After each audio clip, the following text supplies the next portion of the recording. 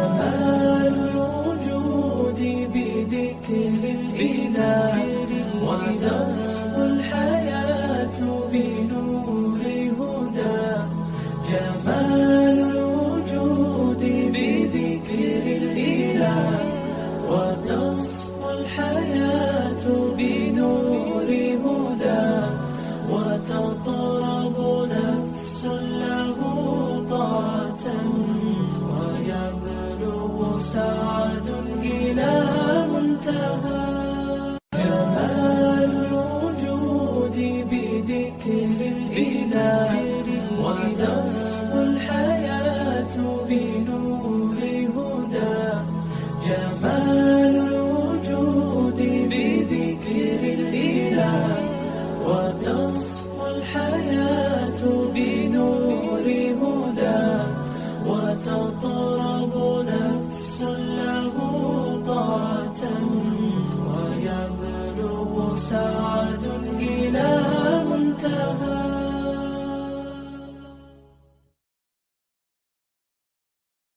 الحمد لله وحده والصلاة والسلام على من لا نبي بعده. أعوذ بالله من الشيطان الرجيم. بسم الله الرحمن الرحيم. رب اشرح لي صدري ويسر لي أمري واحلل عقدة من لساني يفقهوا قولي. ربي زدني علما ربي زدني علما ربي زدني علما اللهم ربي زدني علما. تمام قسم کی حمد و ثنا کبریائی بڑائی اللہ وحدہ لا شریک کے لیے لائق و زیبا ہے. سبحان اللہ و بحمدہ سبحان اللہ العظیم. انگنت درد و سلام ہو انبیاء کی مقدس جماعت پر، خصوصاً سید المرسلین رحمت للعالمین جناب محمد و رسول اللہ صلی اللہ علیہ وسلم کی ذات گرامی پر. اللہم صلی علی محمد وعلی آل محمد کما صلیت علی ابراہیم وعلی آل ابراہیم انک حمید مجید. اللہم بارک علی محمد وعلی آل محمد کما بارکت علی ابراہیم وعلی آل ابراہیم انک حمید مجید. اللہ کی حمد و ثنا اور رسول اکرم صلی اللہ علیہ وسلم کے اوپر درود و سلام کے بعد انشاءاللہ آج ہم سیرت النبی صلی اللہ علیہ وسلم کے سلسلے میں، آپ کو اس سے پہلے کے درس میں بتایا گیا تھا کہ مشرکین کا ایک وفد ابو طالب کے پاس آیا اور انہوں نے آخری اپنی جد و جہد اور کوشش کی کہ جانے سے پہلے یعنی انتقال سے پہلے ابو طالب کوئی ایسا حتمی فیصلہ کر دے کہ جس سے رسول اللہ صلی اللہ علیہ وسلم اور ہمارے درمیان ایک معاملہ طے ہو جائے اور ایک عہد و پیمان ہو جائے کہ اللہ کے نبی صلی اللہ علیہ وسلم اپنی دعوت و تبلیغ سے باز آ جائے. لیکن رسول اکرم صلی اللہ علیہ وسلم نے ان کے تمام تر شرائط کو رد کر دیا اور اللہ کے نبی محمد و رسول اللہ صلی اللہ علیہ وسلم، اللہ کے نبی جناب محمد و رسول اللہ صلی اللہ علیہ وسلم نے ان کو یعنی جواب دیتے ہوئے اس بات کی مخالفت کو بیان کر دیا کہ میں توحید کو بیان کرنے سے قطعاً باز نہیں آنے والا. کیونکہ یہ اللہ نے مجھے اس کا حکم دیا ہے. اگر تم ایک ہاتھ میں چاند اور دوسرے ہاتھ میں سورج بھی رکھ دو تو میں اللہ کی توحید کو اور اس کی دعوت و تبلیغ کو چھوڑنے والا نہیں ہوں. چنانچہ رسول اللہ صلی اللہ علیہ وسلم نے اپنے موقف کو ان کے سامنے واضح کر دیا اور وہ یہ تمام چیزیں سن کر اسی کیفیت کے ساتھ وہاں سے لوٹے اور اس بات کا یقین ہو گیا کہ محمد اپنے پیغام سے اور اپنی تبلیغ سے رکنے والے نہیں ہیں. اب اس کے بعد آگے انشاءاللہ ہم چلیں گے اور آپ کو بتایا گیا تھا کہ غم کے سال کے نام سے جو سال یاد کیا جاتا ہے وہ یہی سال ہے. اللہ کے نبی صلی اللہ علیہ وسلم کی زندگی کا یہ سال دو بڑے غموں کو لے کے آنے والا تھا. آواز آ گئی آپ لوگوں کو؟ جی جزاک اللہ خیر. تو اللہ کے نبی صلی اللہ علیہ وسلم کی زندگی میں دو بڑے غم اور تکلیف کے واقعات آنے والے تھے. اس میں پہلا جو معاملہ تھا وہ ابو طالب کی وفات. وہ ابو طالب جو زندگی بھر آپ کے دفاع کے لیے کھڑے رہے اور مشرکین سے آپ کی حفاظت کا ذریعہ بنے گئے. یعنی اللہ رب العالمین نے ابو طالب کو مشرکین اور محمد رسول اللہ صلی اللہ علیہ وسلم کے درمیان ایک آڑ بنا دی، اور مشرکین ڈائریکٹلی کبھی بھی رسول اللہ صلی اللہ علیہ وسلم کے اوپر ابو طالب کی موجودگی میں حملہ آور نہیں ہو سکے۔ چنانچہ ابو طالب کا مرض کس انداز سے بڑھا اور کہاں سے بڑھا، اس کی پچھلے درس میں ہم نے مختصر سی شکل آپ کے سامنے رکھی تھی کہ جب وادی میں محصور رہے اور 3 سال تک بائیکاٹ کا جو معاملہ چلا، اس میں جناب ابو طالب بہت زیادہ کمزور ہو گئے، نحیف ہو گئے اور بیمار بھی پڑنے لگے، یعنی بیماری کی ابتدا ہو چکی تھی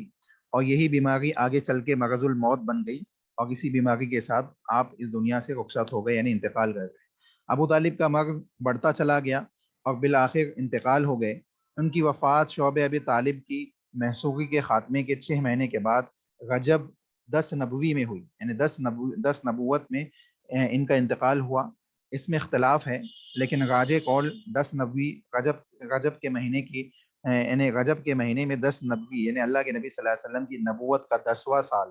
اس میں آپ کا انتقال ہوا۔ ایک قول یہ بھی ہے کہ انہوں نے حضرت خدیجہ رضی اللہ تعالی عنہ کی وفات سے صرف 3 دن پہلے ماہ رمضان میں وفات پائی،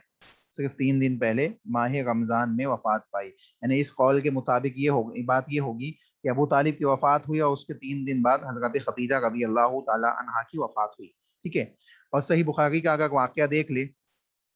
تو مزید بات واضح ہوتی ہے۔ صحیح بخاری کے اندر حضرت مسیب رضی اللہ تعالیٰ عنہ سے ایک واقعہ نقل کیا گیا ہے، امام بخاری رحمہ اللہ علیہ نے اس کو روایت کیا ہے۔ کہتے ہیں کہ جب ابو طالب کی وفات کا وقت آیا تو نبی اکرم صلی اللہ علیہ وسلم ان کے پاس تشریف لے گئے۔ وہاں ابو جہل بھی موجود تھا۔ آپ نے فرمایا، چچا جان، آپ لا الہ الا اللہ کہہ دیجئے، آپ لا الہ الا اللہ اپنی زبان سے ادا کر دیجئے، بس ایک کلمہ جس کے ذریعے میں اللہ کے پاس آپ کے لیے حجت پیش کر سکوں گا۔ ابو جہل اور عبداللہ بن امیہ نے کہا، ابو طالب، ابو جہل بھی موجود تھا، عبداللہ بن امیہ بھی موجود تھے اور دوسرے چند لوگ بھی موجود تھے۔ ابو طالب، انہوں نے کہا کہ ابو طالب، کیا عبد المطلب کی ملت سے رخ پھیر لو گے آخری وقت میں، موت کے وقت میں؟ کہ عبد المطلب کی امت کو چھوڑ دو گے، عبد المطلب کے دین کو چھوڑ دو گے؟ پھر یہ دونوں مسلسل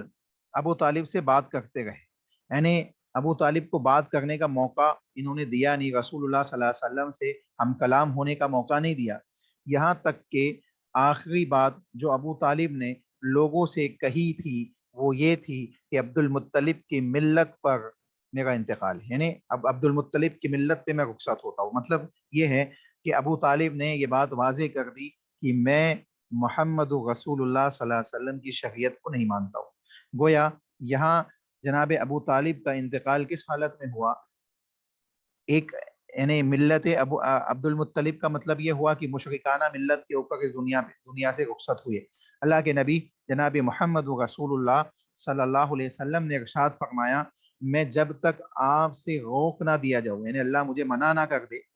جب تک مجھے روک نہ دیا جائے، مجھے منع نہ کر دیا جائے، میں آپ کے لیے دعائے مغفرت کرتا رہوں گا۔ اللہ کے نبی محمد رسول اللہ صلی اللہ علیہ وسلم نے یہ بات کہی۔ اللہ رب العالمین نے کتاب اللہ کے اندر آیت کریمہ نازل کی، ما کان للنبی والذین آمنوا ان یستغفروا للمشرکین ولو كانوا اولی قربى من بعد ما تبین لهم انہم اصحاب الجحیم۔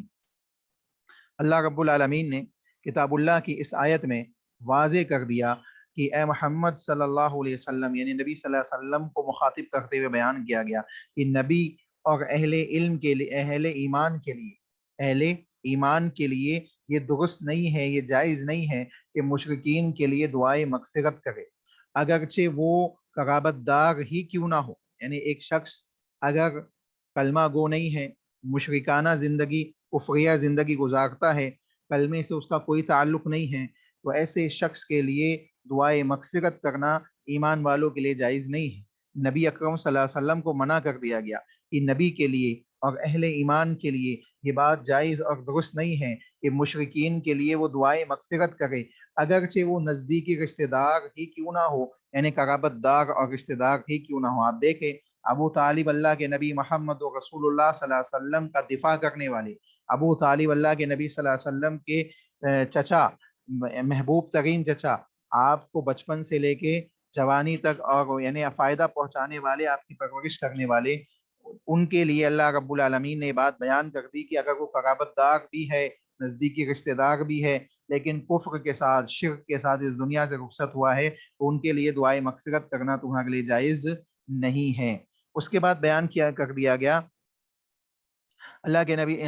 اس کے بعد یہ بات بیان کی گئی کہ وَلَوْ كَانُوا أُولِي قُرْبَىٰ مِن بَعْدِ مَا تَبَيَّنَ لَهُمْ أَنَّهُمْ أَصْحَابُ الْجَحِيمِ، اللہ نے کہا جبکہ ان پر واضح ہو چکا ہے کہ وہ لوگ جہنمی ہیں، یعنی یہ کیا اللہ رب العالمین نے اس بات کی وضاحت کو بیان کر دیا کہ ایسا شخص جو کلمے کا منکر ہو اور اسی حالت میں اس دنیا سے رخصت ہو، لا الہ الا اللہ کی گواہی نہیں دیتا ہو، لا الہ الا اللہ کا اعتراف کرنے والا، اس پہ ایمان رکھنے والا نہ ہو، تو ایسا شخص کیا ہے؟ من اصحاب الجحیم ہے، یعنی جہنم والوں میں سے ہے۔ چنانچہ اس کے لیے دعائے مغفرت کرنا کسی بھی طریقے سے جائز اور درست نہیں ہے۔ اسی طریقے سے اللہ رب العالمین نے دوسری آیت یہ بھی نازل کی کہ انک لا تہدی من احببت، اے نبی آپ جسے چاہے اسے ہدایت نہیں دے سکتے، یعنی اللہ کے نبی محمد رسول اللہ صلی اللہ علیہ وسلم کو یہ بات بیان کر دی گئی کہ اے اللہ کے نبی، یعنی اے نبی آپ کے لیے ہدایت دینا نہیں ہے، بلکہ ہدایت دینا کس کا کام ہے؟ اللہ کا کام ہے۔ آپ کا کام کیا ہے کہ آپ اپنی بات کو، اللہ رب العالمین کے پیغام کو لوگوں تک پہنچا دیں، آپ ہدایت دینے والے نہیں ہیں۔ چنانچہ معلوم پڑا کہ رسول اکرم صلی اللہ علیہ وسلم ابو طالب کو جو یہ بات کہتے ہیں کہ لا الہ الا اللہ کہہ دیجئے، کلمہ لا الہ الا اللہ میرے کان میں کہہ دیجئے، میں آپ کے لیے حجت قائم کروں گا، یہ ان تمام باتوں کا رد اللہ رب العالمین نے بیان کر دیا، اور یہاں بات واضح کر دی کہ ابو طالب اگرچہ اللہ کے نبی کا دفاع کرتے گئے، اگرچہ رسول اللہ صلی اللہ علیہ وسلم کے معاون اور مددگار بنے گئے، لیکن چونکہ کفر کے ساتھ، شرک کے ساتھ اس دنیا سے رخصت ہوئے، جس کی وجہ سے جہنم کے مستحق بنیں گے اور جہنم کے اندر داخل کیا جائے گا۔ اللہ کے نبی جناب محمد رسول اللہ صلی اللہ علیہ وسلم سے بعض لوگوں نے اس سلسلے میں سوال بھی کیا کہ اے اللہ کے نبی، ابو طالب آپ سے بہت زیادہ محبت کرتے تھے اور آپ کو نفع پہنچایا انہوں نے زندگی بھر، اور آپ کے لیے ہمیشہ معاون رہے، دفاع کرتے گئے، اے اللہ کے نبی ابو طالب سے آپ کو بہت فائدہ پہنچا ہے، اے اللہ کے نبی کیا آپ سے بھی ابو طالب کو کوئی فائدہ پہنچے گا؟ اللہ کے نبی جناب محمد و رسول اللہ صلی اللہ علیہ وسلم سے جب یہ سوال کیا گیا، رسول اللہ صلی اللہ علیہ وسلم نے ارشاد فرمایا کہ ابو طالب ایمان نہ لانے کی وجہ سے جہنم میں داخل کیے جائیں گے، لیکن چونکہ وہ زندگی بھر میرا دفاع کرتے گئے، مجھ سے محبت کرتے گئے، اس وجہ سے اللہ رب العالمین جہنم کا ان کو سب سے ہلکا عذاب دے گا، سب سے ہلکا عذاب جہنم کا ان کو دیا جائے گا۔ اور وہ ہلکے عذاب کی کیفیت کیا ہوگی؟ رسول اللہ صلی اللہ علیہ وسلم نے ارشاد فرمایا اس ہلکے عذاب کی کیفیت یہ ہوگی کہ جہنم کی جوتیاں پہنائی جائے گی، جوتیاں پہنائی جائے گی، جہنم کی جوتیاں پہنائی جائے گی، جس کی کیفیت یہ ہوگی کہ یہ جو دماغ ہوگا وہ دماغ کھولتا ہوگا، یعنی جوتی اتنی ہلکے، یعنی آپ سوچیں سب سے ہلکا عذاب کیا بتایا جائے؟ جہنم کی جوتی پہنا دی جائے، جوتی کی کیفیت یہ سمجھ لے یا تو آگ ہوگی، اس میں ٹخنوں تک آگ ہوگی، یا جوتی پہنا دی جائے گی آگ کی، جس کی وجہ سے کیا ہوگا؟ دماغ کھولتا ہوگا۔ چنانچہ یہ اس سے معلوم پڑتا ہے کہ رسول اللہ صلی اللہ علیہ وسلم نے بھی واضح کر دیا، اور کتاب اللہ کی آیت جو پیچھے آپ کے سامنے پڑھی گئی جس میں اللہ نے واضح طور پہ بیان کر دیا کہ انہم اصحاب الجحیم، کہ جبکہ ان پہ واضح ہو جائے کہ وہ جہنم والے ہیں، ان کے لیے مغفرت کی دعا کرنا جائز نہیں ہے۔ ٹھیک اسی طریقے سے اللہ کے نبی نے بھی واضح کر دیا کہ کلمہ نہ پڑھنے کی وجہ سے، لا الہ الا اللہ کی گواہی نہ دینے کی وجہ سے، ایمان نہ لانے کی وجہ سے جہنم میں داخل تو کیے جائیں گے، لیکن جہنم کے سب سے ہلکے عذاب کے مستحق بنیں گے۔ یہ میری جانب سے اللہ رب العالمین نے ان کو فائدہ پہنچایا ہے۔ چنانچہ رسول اللہ صلی اللہ علیہ وسلم کی شریعت، کتاب و سنت کے مطابق یہ بات ہمیں معلوم پڑتی ہے کہ ابو طالب اس دنیا سے جب گئے تو لا ایمان والے نہیں تھے۔ چنانچہ آج بہت سے ایسے لوگ ہیں جو مختلف قسم کی باتیں کہتے ہیں، اور کہتے ہیں کہ یعنی ابو طالب کے سلسلے میں ہو، چاہے رسول اللہ صلی اللہ علیہ وسلم کے والدین کے سلسلے میں ہو، انسان کو چاہیے کہ اگر موقف نہیں معلوم ہے تو کم از کم خاموش رہے، اس کو چاہیے کہ خاموش رہے، خاموشی اختیار کرے۔ اگر موقف معلوم ہے تو اس کو چاہیے کہ وہ کیا کرے، وہ اس کے اوپر اس کو اپنے ذہن و دماغ میں رکھتے ہوئے معاملات کو انجام دے، ایسی چیزیں بھی نہ کہے جس سے فتنہ پیدا ہو، ایسی چیزیں بھی نہ معاشرے کے اندر پیش کرے، لیکن چیز یہ بھی ہے کہ موقف صحیح ہونا چاہیے، آپ کا موقف غلط نہیں ہونا چاہیے۔ چنانچہ انسان کو چاہیے کہ وہ اپنی بات کو واضح رکھے، اپنے عقیدے کو واضح رکھے، اپنے ایمان کو واضح رکھے۔ اللہ ہمیں اس کی سمجھ عطا فرمائے۔ یہاں یہ بتانے کی آپ کو بالکل ضرورت نہیں ہے کہ ابو طالب نے نبی اکرم صلی اللہ علیہ وسلم کی کس قدر حمایت اور حفاظت کی تھی۔ اس سے پہلے کے دروس کے اندر ہم نے یہ باتیں پڑھی ہیں۔ وہ در حقیقت مکہ کے بڑوں اور احمقوں کے حملوں سے اسلامی دعوت کے بچاؤ کے لیے ایک قلعہ تھے، یعنی جو جاہل قسم کے مکہ کے لوگ تھے وہ اسلام کی دعوت کو روکنے کے لیے ایڑی سے چوٹی کا جو زور لگاتے تھے، اور رسول اللہ صلی اللہ علیہ وسلم اور صحابہ کے اختتام کے لیے مختلف قسم کی تدابیر کرتے تھے۔ ان تمام کے لیے حضرت ابو طالب ایک قسم کا قلعہ تھے جو جب تک کھڑے رہے، جب تک اسلام کو، ایمان والوں کو اور خود خصوصاً محمد رسول اللہ صلی اللہ علیہ وسلم کو نفع پہنچاتے گئے، لیکن وہ بذات خود اپنے بزرگ آبا و اجداد کی ملت پر قائم رہے، یعنی اللہ کے نبی کا دفاع تو کرتے تھے لیکن ملت کو، اپنے آبا و اجداد کی مشرکانہ ملت کو انہوں نے نہیں چھوڑا، اس لیے مکمل کامیابی نہ پا سکے۔ یعنی مکمل کامیابی کا مطلب یہ ہے کہ وہ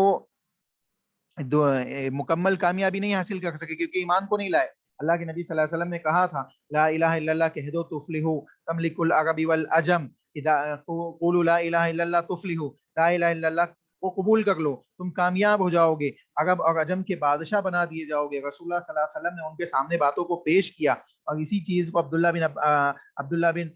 بن عبد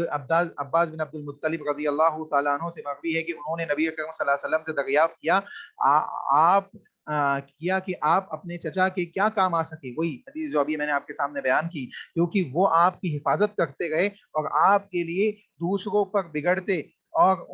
ان سے لڑائی موڑ لیتے، یہاں تک کہ آپ صلی اللہ علیہ وسلم کا ہر طریقے سے دفاع کرتے۔ آپ نے فرمایا وہ جہنم کی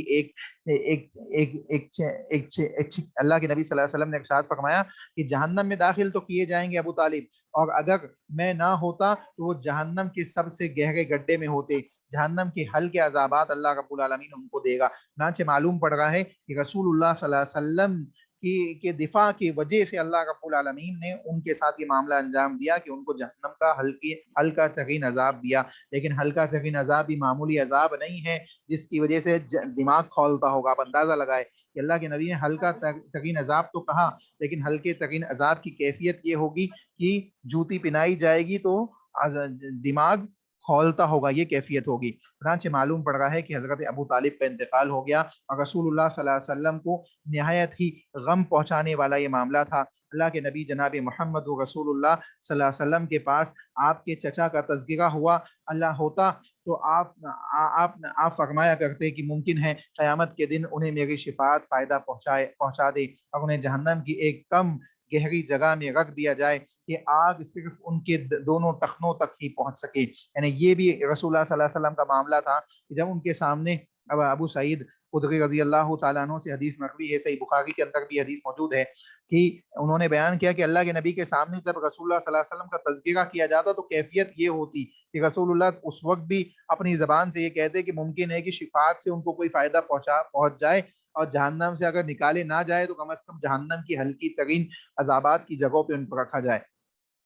تو اتنی محبت جناب ابو طالب سے اللہ کے نبی بھی کیا کرتے، اور ابو طالب بھی اللہ کے نبی صلی اللہ علیہ وسلم سے نہایت ہی محبت کیا کرتے تھے۔ چنانچہ ان کا انتقال ہوا، اور ان کے انتقال کے 3 دن بعد، ابو طالب کے انتقال کے 3 دن بعد، علل اختلاف ہے یہ مسئلہ، تھوڑا سا اختلافی ہے کہ وفات کے 2 ماہ بعد یا 3 دن بعد، دونوں قسم کے قول آتے ہیں۔ 2 ماہ بعد کبھی آتا ہے کہ 2 مہینے بعد، اور دوسرا قول آتا ہے کہ 3 دن بعد۔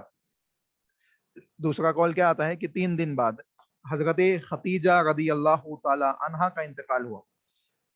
حضرت ختیجہ رضی اللہ تعالی عنہا کا بھی انتقال ہو گیا، یعنی جناب ابو طالب کی وفات کے 2 ماہ بعد یا 3 دن، صرف 3 دن بعد، علل اختلاف القول، حضرت ام المومنین ختیجۃ الکبریٰ رضی اللہ تعالی عنہا بھی رحلت فرما گئی، ان کا بھی انتقال ہو گیا۔ ان کی وفات نبوت کے 10ویں سال ماہ رمضان میں ہوئی۔ اس وقت وہ 65 ایئرس کی تھی، یعنی 65 برس کی تھی، اور رسول اللہ صلی اللہ علیہ وسلم اپنی عمر کے 50ویں سال میں تھے، یعنی اللہ کے نبی صلی اللہ علیہ وسلم 50वें साल में थे और हजरत खदीजा रदी अल्लाह ताला अन्हा 65वें साल में थी अपनी एज के, और 65वें साल की उम्र में हजरत खदीजा रदी अल्लाह ताला अन्हा का इंतकाल हुआ। हजरत खदीजा रदी अल्लाह ताला अन्हा ये वो शख्सियत है, सही मुस्लिम किताब फ़ज़ाइलुस सहाबा के अंदर एक हदीस मरवी है, अल्लाह के नबी जनाब मोहम्मद रसूलुल्लाह सल्लल्लाहु अलैहि वसल्लम, हजरत अब्दुर्रहमान सखरत दौसी रदी अल्लाह ताला अन्हु हदीस के रावी है, कहते हैं कि उन्होंने रिवायत किया है कि हजरत जिब्रील अलैहिस्सलाम अल्लाह के नबी सल्लल्लाहु अलैहि वसल्लम की खिदमत में आए, अल्लाह के नबी सल्लल्लाहु अलैहि वसल्लम के पास आए। हजरत जिब्रील अमीन अल्लाह के नबी जनाब मोहम्मद रसूलुल्लाह सल्लल्लाहु अलैहि वसल्लम की खिदमत में हाजिर हुए और कहा, अल्लाह के रसूल, ये खदीजा रदी अल्लाह ताला अन्हा तशरीफ ला गई है। अल्लाह के नबी, ये खदीजा तशरीफ ला गई, अल्लाह के नबी खदीजा आपके पास आ गई है। उनके पास एक बर्तन है जिसमें सालन या खाने की कोई चीज, कोई मशरूब वगैरह मौजूद है। जब आपकी खिदमत में पहुंच जाए, जब आपकी खिदमत में हजरत खदीजा आ जाए तो उनके रब की तरफ से और उन्हें सलाम कहिए, नीज मेरी तरफ से भी उन्हें सलाम कहिए, और उन्हें जन्नत में मोती के एक महल की बशारत सुनाइए जिसमें कोई शोर गुल नहीं होगा और मुशक्कत व थकावट नहीं होगी। रसूलुल्लाह सल्लल्लाहु अलैहि वसल्लम रसूलुल्लाह सल्लल्लाहु अलैहि वसल्लम की इस हदीस से जो सही मुस्लिम के अंदर मौजूद है, ये बात वाज़ेह होती है कि हज़रत खदीजा रज़ी अल्लाह ताला अन्हा का मकाम व मर्तबा क्या था कि अल्लाह रब्बुल आलमीन ने खुद हज़रत खदीजा रज़ी अल्लाह ताला अन्हा के लिए आसमानों से हज़रत जिब्रील अमीन को भेजा कि जाओ हज़रत खदीजा को सलाम पहुँचाओ। अल्लाह के नबी से कहो, मोहम्मद रसूलुल्लाह से कहा गया कि हज़रत खदीजा जब आ जाए, गारे हिरा में चढ़ रही थी, कहा जब ये पहुंच जाए तो इनको कहना कि अल्लाह ने सलाम कहा है, अल्लाह ने तुम्हें सलाम सलाम सलाम भेजा है। और फरिश्तों के सरदार हजरत जिब्रील अमीन ने बयान किया कि नीज़ की जानिब से भी हजरत खदीजा रज़ी अल्लाह ताला अन्हा को सलाम कहना। आप अंदाज़ा लगाए क्या मकाम मर्तबा था हजरत खदीजा रज़ी अल्लाह ताला अन्हा का। ये वो शफीकाना खातून थी जिसने ज़िंदगी भर रसूलुल्लाह सल्लल्लाहु अलैहि वसल्लम का ताउन किया, अल्लाह के नबी की मदद की, माली तौर पे भी अल्लाह के नबी सल्लल्लाहु अलैहि वसल्लम की का ताउन किया, मदद की। इसी तरीके से रसूलुल्लाह सल्लल्लाहु अलैहि वसल्लम के दिल का सुकून बनी गई, अल्लाह के नबी सल्लल्लाहु अलैहि वसल्लम को हमेशा सुकून पहुंचाने वाली और रसूलुल्लाह सल्लल्लाहु अलैहि वसल्लम के ज़हनी तौर पे अल्लाह के नबी सल्लल्लाहु अलैहि वसल्लम का ताउन करने वाली लोगों में सबसे पहली खातून जिसने दीन को, इस्लाम को, रसूलुल्लाह सल्लल्लाहु अलैहि वसल्लम की दावत को कबूल किया, कलमे की गवाही दी, वो हज़रत खदीजा रज़ी अल्लाह ताला अन्हा ही थी। हज़रत खदीजा रज़ी अल्लाह ताला अन्हा के लिए अल्लाह ताला की बड़ी गिरा कद्र नेमत थी। वो एक चौथाई सदी आप सल्लल्लाहु अलैहि वसल्लम की रफाकत में रही और उस दौरान रंज रंज व गम के वक्त भी आता तो आप सल्लल्लाहु अलैहि वसल्लम के लिए तड़प उठती, संगीन और मुश्किल तरीन हालात में भी आपको कुव्वत पहुंचाती, तबलीग रिसालत में आपकी मदद करती और तल्ख तरीन जिहाद की सख्तियों में भी आपकी शरीक कार रहती हजरत खदीजा रज़ी अल्लाह ताला अन्हा और अपनी जान व माल से आपकी खैर ख्वाही और गमगुसारी करती रहती। रसूलुल्लाह सल्लल्लाहु अलैहि वसल्लम ने इरशाद फरमाया, जिस वक्त लोगों ने मेरे साथ कुफ्र किया वो मुझ पर ईमान ना लाए, जिस वक्त लोगों ने मेरा कुफ्र किया वो यानी हजरत खदीजा रज़ी अल्लाह ताला अन्हा मुझ पर ईमान लाई, जिस वक्त लोगों ने मुझे झुटलाया उन्होंने मेरी तस्दीक की, यानी हजरत खदीजा रज़ी अल्लाह ताला अन्हा ने मेरी तस्दीक की। जिस वक्त लोगों ने मुझे महरूम किया उन्होंने मुझे अपने माल में शरीक किया और अल्लाह ने मुझे उनसे औलादे भी अता फरमाई और दूसरी बीवियों से कोई औलाद अल्लाह रब्बुल आलमीन ने मुझे नहीं अता फरमाई। चनांचे मालूम पड़ रहा है कि रसूलुल्लाह सल्लल्लाहु अलैहि वसल्लम निहायत ही ज्यादा मोहब्बत करते थे। सही मुस्नद अहमद की हदीस है जो आपके सामने अभी पढ़ी गई। अल्लाह के नबी सल्लल्लाहु अलैहि वसल्लम की मोहब्बत झलकती है इस हदीस के अंदर कि किस अंदाज से हजरत खदीजा रज़ी अल्लाह ताला अन्हा से मोहब्बत करते थे अल्लाह के नबी जनाब मोहम्मद रसूलुल्लाह सल्लल्लाहु अलैहि वसल्लम। और उनकी कैफियत भी देखे कि हजरत खदीजा रज़ी अल्लाह ताला अन्हा गम की हालत हो चाहे मुश्किलात के मामलात हो, रसूलुल्लाह सल्लल्लाहु अलैहि वसल्लम जब पहली वही के बाद हजरत खदीजा रज़ी अल्लाह ताला अन्हा की वो सही हदीस है बुखारी शरीफ की किताबुल वही के अंदर, आप उठा के देखें, आप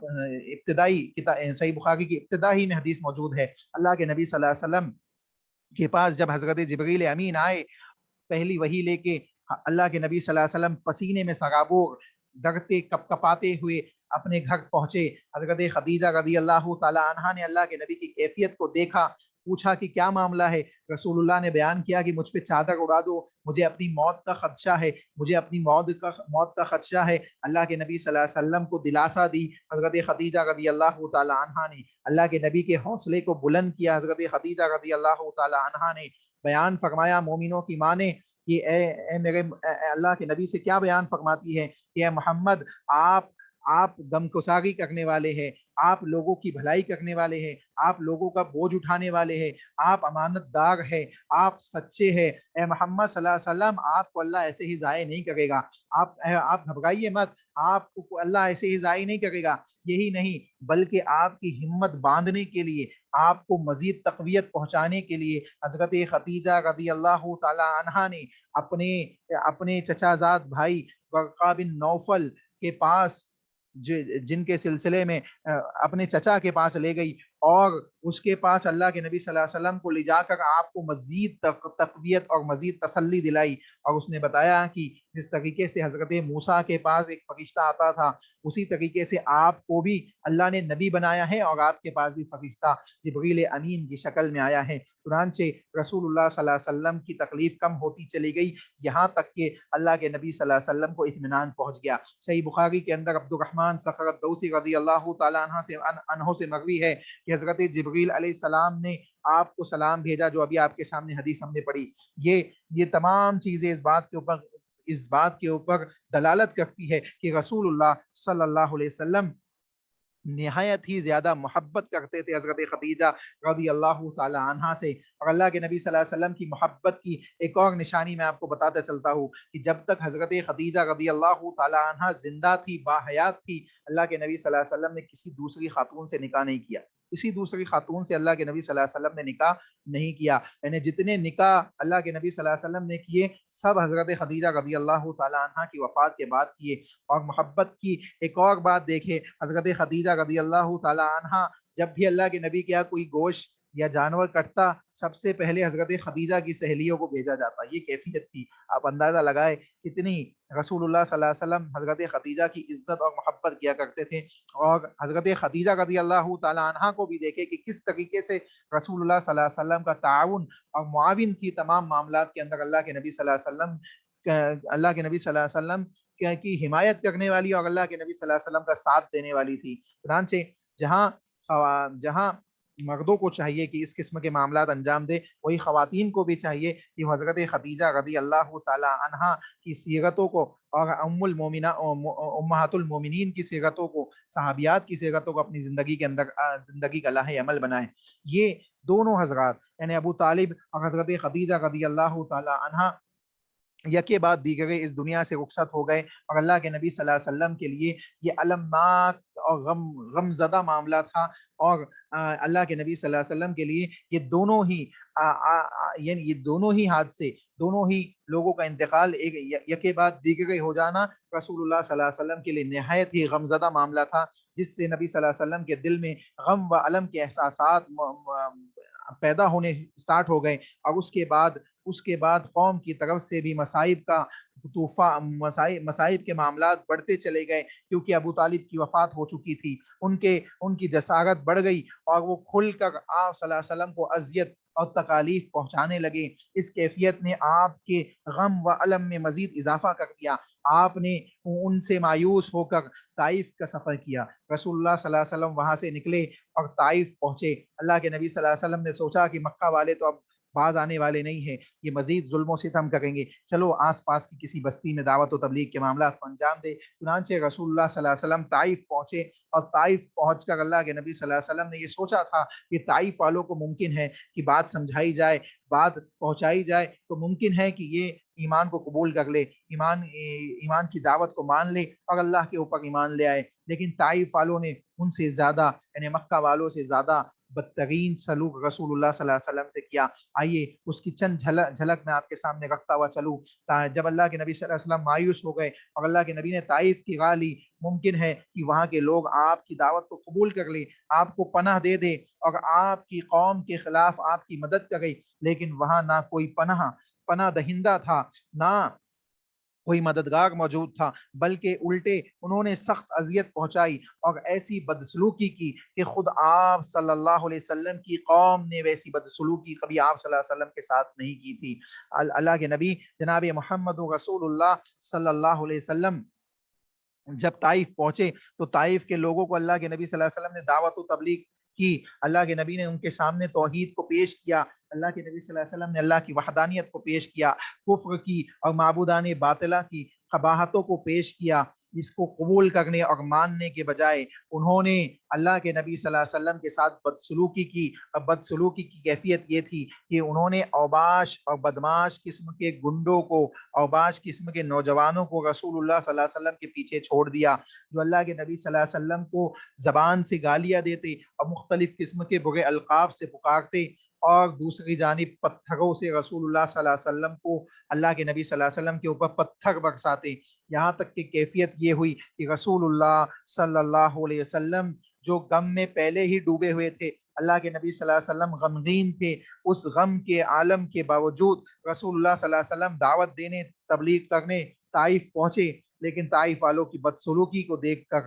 اور اللہ کے نبی صلی اللہ علیہ وسلم کے ساتھ یہ سلوک کہ ان کے اوپر پتھر تک برسائے گئے، اللہ کے نبی محمد رسول اللہ صلی اللہ علیہ وسلم کی پیشانی سے خون بہتا ہوا، جسم سے بہتا ہوا اللہ کے نبی صلی اللہ علیہ وسلم کی جوتیوں میں جا جمع، اللہ کے نبی صلی اللہ علیہ وسلم کی جوتیوں میں جا جمع۔ آپ اندازہ لگائیں، طائف کا یہ واقعہ شوال 10 نبوت کا ہے، اور مئی یا یعنی آپ دیکھیں کہ نبی صلی اللہ علیہ وسلم طائف تشریف لے گئے اور مکہ سے یہ 60 میل کے فاصلے پہ ہے۔ یہاں اللہ کے نبی پہنچے، رسول اللہ صلی اللہ علیہ وسلم کی خواہش یہ تھی کہ یہ لوگ قبول کر لیں گے، ممکن ہے یہ میری دعوت کو قبول کر لیں گے اور مان لیں گے، لیکن ماننے اور قبول کرنے کے بجائے انہوں نے اللہ کے نبی سے مزید زیادہ بدسلوکی کی۔ ایسی بدسلوکی تو کبھی مکہ والوں نے بھی نہیں کی تھی،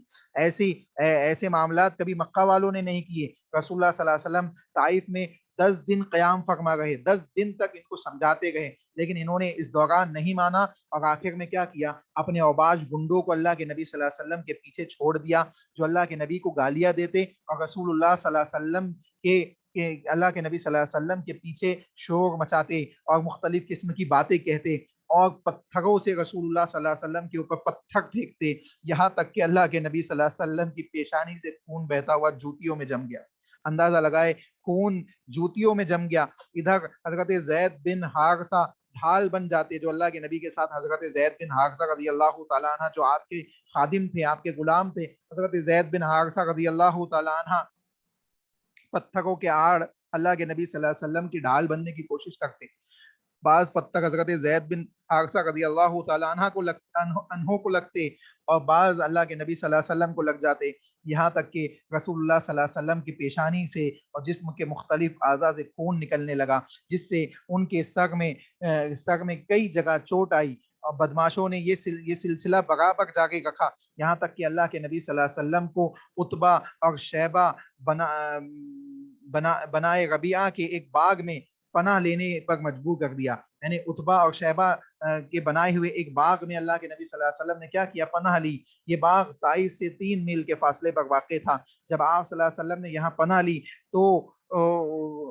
یعنی وہ بھیڑ جو تھی، جو اللہ کے نبی کے پیچھے لگی ہوئی تھی، جو گالیاں دی گئی تھی، جو مختلف قسم سے رسول اللہ صلی اللہ علیہ وسلم کو اذیت پہنچا گئی تھی، پتھر پھینک گئی تھی، یہ بھیڑ جب اللہ کے نبی کو انہوں نے دیکھا کہ یہاں پناہ لے لی ہے اور یہاں اس باغ میں یہ داخل ہو گئے ہیں، باغ والوں نے بھی اجازت دے دی ہے، تو اللہ کے نبی صلی اللہ علیہ وسلم سے وہ بھیڑ دور ہو گئی، وہ واپس چلے گئی، یہ بھیڑ لوٹنے لگی، اور آپ صلی اللہ علیہ وسلم ایک دیوار سے ٹیک لگا کر انگور کے بیل کے سائے میں بیٹھ گئے۔ قدر اطمینان ہوا تو دعا فرمائی، جو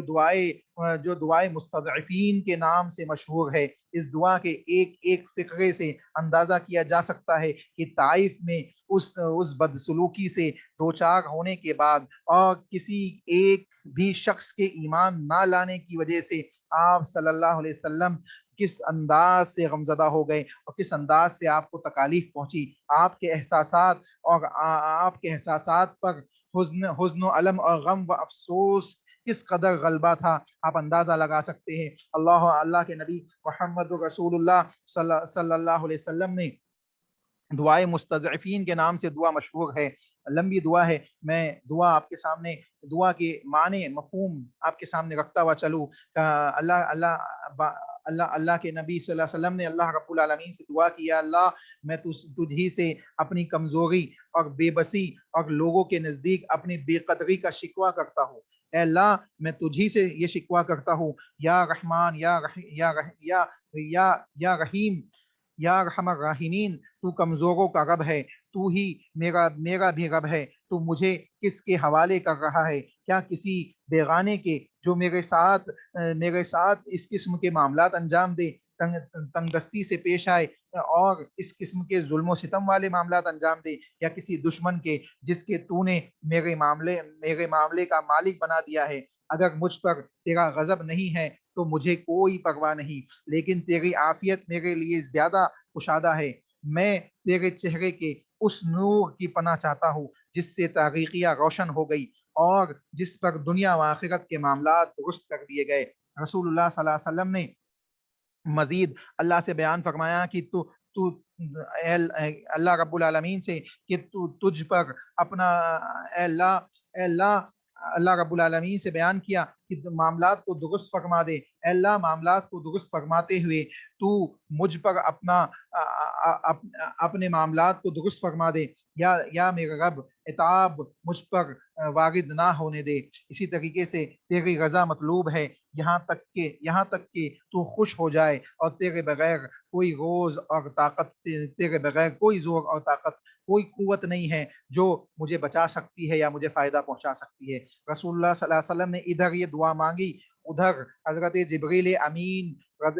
جبریل امین دو فرشتوں کو لیے اللہ کے نبی محمد رسول اللہ صلی اللہ علیہ وسلم کی خدمت میں حاضر ہو گئے. اللہ کے نبی جناب محمد رسول اللہ صلی اللہ علیہ وسلم کی خدمت میں حاضر ہوئے اور اللہ کے نبی صلی اللہ علیہ وسلم سے کہنے لگے، اے اللہ کے نبی آپ حکم دیجئے طائف والوں کو ان دو پہاڑیوں کے درمیان، لمبا واقعہ ہے، مزید چند ڈیٹیلی باتیں آپ کے سامنے رکھنی ہیں، لیکن وقت اس بات کی اجازت نہیں دیتا. میں مختصر انداز میں بات آپ کے سامنے رکھتے ہوئے بات ختم کرتا ہوں. اللہ کے نبی صلی اللہ علیہ وسلم نے کہا کہ جب حضرت جبریل امین آئے پہاڑوں کے فرشتوں کو لے کر اللہ کے نبی کی خدمت میں حاضر ہوئے اور کہا کہ اے محمد اللہ رب العالمین نے آپ کے لیے ان پہاڑوں کے فرشتوں کو بھیجا ہے، آپ حکم دیجئے تو طائف والوں کو ان دو پہاڑوں کے درمیان پیس کے رکھ دیا جائے. جس طریقے سے آٹے کے دو پاٹ ہوتے ہیں، ان کے درمیان جب گیہوں ڈالا جاتا ہے تو وہ پس کے آٹا بن جاتا ہے، ٹھیک اسی طریقے سے ان طائف والوں کا معاملہ انجام دیا جائے گا. اللہ کے نبی جناب محمد رسول اللہ صلی اللہ علیہ وسلم کس انداز سے رحمت للعالمین تھے. اللہ کے نبی صلی اللہ علیہ وسلم نے بیان فرمایا کہ یہ وہ لوگ ہیں جو مجھے پہچانتے نہیں ہیں، مجھے جانتے نہیں ہیں. میں اللہ سے یہ دعا کرتا ہوں کہ اللہ ان کو ہدایت عطا فرمائے، ان کی نسلوں سے ایسے لوگ پیدا کرے، ان کی اولادوں میں ایسے لوگ پیدا کرے کہ جو ایمان کو سربلندی پہ پہنچانے والے ہو، جو ایمان اور اسلام کے داعی اور مبلغ ہو. چنانچہ رسول اللہ صلی اللہ علیہ وسلم نے دعا کی کہ اے اللہ یہ مجھے پہچانتے نہیں ہیں، میں ان کے حق میں یہ دعا کرتا ہوں کہ یہ ایمان لے آئے، ان کی اولادیں ایمان لے آئے. آپ دیکھیں اللہ کے نبی صلی اللہ علیہ وسلم نے فرشتوں کو آرڈر نہیں دیا کہ جائے اور طائف والوں کو ختم کر دے، یہ آرڈر رسول اللہ صلی اللہ علیہ وسلم نے نہیں دیا. اللہ کے نبی نے ہمیشہ یہی چاہا کہ لوگ ایمان کی طرف دوڑ آئے، ایمان کو قبول کر لے، ایمان کو ایکسپٹ کر لے. اللہ کے نبی صلی اللہ علیہ وسلم نے ان کو اجازت نہیں دی، یہاں تک کہ رسول اللہ صلی اللہ علیہ وسلم نے بیان کیا کہ اے اللہ ان کی نسلوں سے ایسی قوم نکال کہ جو ایمان کو ماننے والی ہو. آج دیکھیں طائف وہ سینٹر ہے دنیا کا جہاں سے دین کے دنیا کے اندر مختلف قسم کے دعوت و تبلیغ کے معاملات انجام دیے جاتے ہیں. کتاب اللہ کو چھاپنے اور کتاب اللہ کو تقسیم کرنے کے بڑے بڑے سینٹرز وہاں موجود ہیں، کتاب و سنت کی نشر و اشاعت کے سینٹرز موجود ہیں. اللہ کے نبی محمد رسول اللہ صلی اللہ علیہ وسلم کی یہ وہ دعا ہے جس کا اثر آج ہم وہاں دیکھ سکتے ہیں. چنانچہ معلوم پڑ رہا ہے کہ اتنے ظلم و ستم اور اس قسم کی بدسلوکی کے باوجود رسول اللہ صلی اللہ علیہ وسلم نے اس بات کی اجازت نہیں دی کہ ان کو نیست و نابود کر دیا جائے، بلکہ رسول اللہ صلی اللہ علیہ وسلم نے شفیقانہ معاملات ان کے ساتھ انجام دیے. یہ 3 واقعات تھے جو آپ کے سامنے رکھے گئے. ایک حضرت ابو طالب کی وفات کا، دوسرا حضرت خدیجہ رضی اللہ تعالی عنہا کی وفات کا، اور تیسرا طائف کے اندر رسول اللہ صلی اللہ علیہ وسلم کے ساتھ مشرکین کا معاملہ. یہ تمام چیزیں آپ کے سامنے رکھی گئی. اللہ سے دعا ہے کہ جو باتیں کہی گئی ہے کتاب و سنت کی روشنی میں، کہنے والے کو، سننے والوں کو، سننے والیوں کو، سب کو اس بات کی توفیق عطا فرمائے کہ ہم اپنی زندگیوں کی اصلاح کریں کتاب و سنت کے مطابق. جو غلطیاں ہم سے سرزد ہوئی ہے، جو گناہ ہم سے سرزد ہوئے، اللہ اسے معاف فرمائے. جو نیکیاں ہم انجام دیتے ہیں، جو نیکیاں، جو خیر کے معاملات ہم انجام دیتے ہیں، اللہ اس کو قبول فرمائے اور اس طریقے سے علم سیکھنا سکھانا ہمارے لیے جنت میں داخلے کا سبب بنائے. آمین. سبحانک اللہم ربنا وبحمدک اشہد ان لا الہ الا انت استغفرک واتوب الیک. والسلام علیکم ورحمۃ اللہ وبرکاتہ. اگر آپ میں سے کسی کا کوئی سوال ہو تو انشاءاللہ اس کو لکھ لیجئے، نیکسٹ کلاس میں پوچھ لیجئے گا، کیونکہ وقت بالکل اختتام پہ ہے